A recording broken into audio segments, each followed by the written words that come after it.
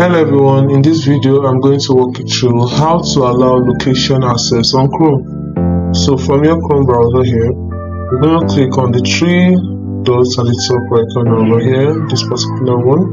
Click on it, then you click on settings.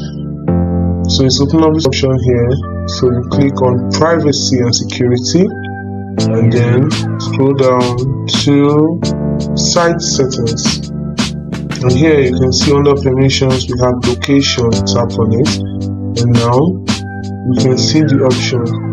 Now, do you want sites automatically follow this setting when you see them? If you do, you can now click on sites can ask for your location.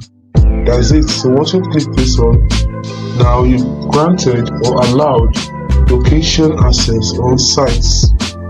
So they will ask for your location and you can grant it to them. It's as simple as that. Now, if there's a particular site you want to automatically allow to see your location, here you add it.